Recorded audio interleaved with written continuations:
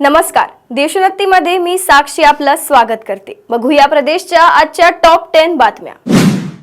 Ajanta bank गैरव्यवहार प्रकरणी काँग्रेसचे माजी आमदार सुभाष झांबड यांना पोलिसांनी अटक केली आहे। गेल्या काही महिन्यांपासून पोलिसांकडून त्यांचा शोध घेण्यात येत होता। आज त्यांना पोलिसांनी अटक केली आहे। 21 जानेवारी रोजी न्यायालयाने त्यांचा जामीन अर्ज फेटाळला होता। तेव्हापासूनच अटक होण्याची शक्यता वर्तवण्यात येत होती। आज सुभाष झांबड यांनी पोलिसांनी ताब्यात घेतला आहे।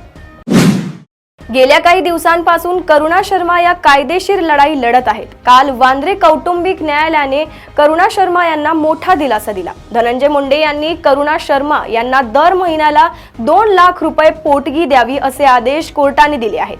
त्यातच आता सामाजिक कार्यकर्ता अंजली दमानिया यांनी यावर भाष्य केले आहे। करुणा शर्मा या 25,000 कोटींचा घोटाळा बाहेर काढणार म्हणाले आहेत। त्यामुळे त्यांना पोलीस सुरक्षा दिली पाहिजे, कारण हे तिचाही घातपात करू शकतात, असे धक्कादायक विधान अंजली दमानिया यांनी केले।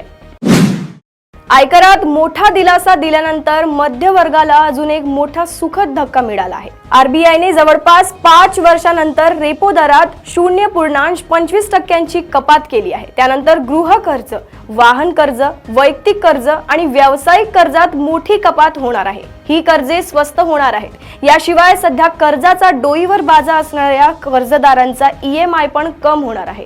त्याचा थेट परिणाम होम, कार कर्ज आणि इतर ग्राहकांवर दिसून येईल। बदलापूर बलात्कार प्रकरणातील आरोपी अक्षय शिंदेला अटक करण्यात आली आहे। त्यानंतर त्याचा एन्काउंटर करण्यात आला होता। सध्या या एन्काउंटर प्रकरणी मुंबई उच्च न्यायालयाची सुनावणी सुरू आहे। त्यातच काल आरोपी अक्षय शिंदेच्या आई-वडिलांनी आम्हाला हा खटला लढायचा नाही असे सांगितले आहे। आता यावर कोर्टाने निर्णय दिला आहे। बदलापूर प्रकरणात याचिकेकर्ते अण्णा शिंदे यांच्या पत्नी यांना कोर्टाकडून तुम्हाला यायचं तर या, आम्ही तुम्हाला बोलावले नाही असं स्पष्ट सांगण्यात आले आहे। अमेरिकेने काल अवैध भारतीय प्रवाशांना भारतात परत पाठवले। अमेरिकन विमान त्यांना घेऊन भारतात आले। त्यात नागपूरमधील एका तरुणाचे अमेरिकेचे स्वप्न भंगलेच नाही, तर त्याला मोठा आर्थिक फटका बसला आहे। या तरुणाचे जवळपास 50 लाख रुपये गेले। त्याला प्रवासादरम्यान जो त्रास सहन करावा लागला तो वेगळाच। देशात परतल्यानंतर नागपूर पोलिसांनी त्याची चौकशी केली। नागपूरमधील हरप्रीत सिंह ललिया हा ट्रान्सपोर्टचा व्यवसाय करत होता। राज्यातील अनेक जिल्ह्यात बिबट्याचा लोकवस्ती शेजारील वावर चिंता वाढणार आहे। विशेषतः अबालवृद्धावरील हल्ल्यामुळे शेतवस्तीवरील नागरिक भयग्रस्त आहेत। अनेक जनावरांचा बळी गेला आहे, पण केवळ पिंजरे लावून बिबट्याची वाट पाहण्यात धन्यता मानण्यात येत नाही, तर दुसरीकडे बिबट्या मोठं कांड करून निघून जातो।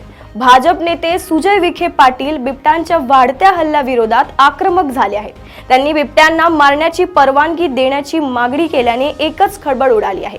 ते आता हायकोर्टाचा पण दरवाजा ठोठावणार आहेत असल्याची माहिती आहे।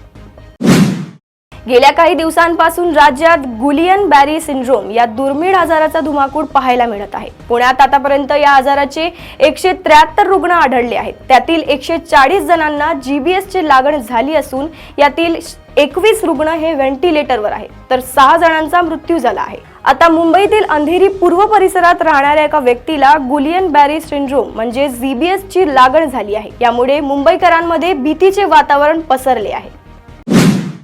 महायुती सरकारची महत्त्वाकांक्षी योजना असलेल्या मुख्यमंत्री माझी लाडकी बहीण योजनेची स्क्रूटिनी मागील 15 दिवसांपासून सुरू करण्यात आल्याची माहिती आहे।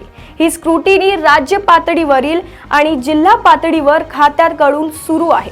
सध्या राज्य पातळीवर करण्यात आलेल्या स्क्रूटिनीमध्ये 5 लाखांपेक्षा जास्त महिलांकडून नियमांची पायमल्ली केल्याचं उघड झालं आहे।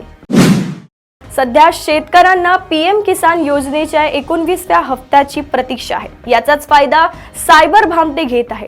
नाशिकमध्ये शेतकऱ्यांचा फसवणुकीचा प्रकार उघडकीस आला आहे। मोबाईलवर आलेल्या PM किसान योजनेची लिंक उघडल्यानंतर नाशिक जिल्ह्यातील अनेक शेतकऱ्यांच्या खात्यातून पैसे गायब झाले आहेत। या लिंकच्या माध्यमातून हॅकर मोबाईल हॅक करून शेतकऱ्यांच्या खात्यातून पैसे गायब केले आहेत। राज्यातील मतदार यादीत केवळ 5 महिन्यात 39 लाख नवे मतदार समाविष्ट झाले असा दावा राहुल गांधींनी केला। यावर आता मुख्यमंत्री देवेंद्र फडणवीसांनी प्रत्युत्तर दिले आहे। महाराष्ट्रात किती मतदार आणि कुठे वाढले हे निवडणूक आयोगाने सांगितले आहे। दिल्लीमध्ये मोठा पराभव होणार असल्याचे ते कव्हर फायरिंग करण्याचा प्रयत्न करत आहेत। त्यांना माहित आहे दिल्लीत त्यांचा सुपडा साफ होणार आहे. म्हणून राहुल गांधींनी ही तयारी सुरू केली आहे, असं फडणवीसांनी म्हटलंय. प्रदेशातील अशाच टॉप 10 बातम्या जाणून घेण्यासाठी बघत रहा देशोन्नती. नमस्कार. ठळक घडामोडींसाठी देशोन्नती न्यूज चॅनलला सबस्क्राईब करा आणि बेल आयकॉन प्रेस करा.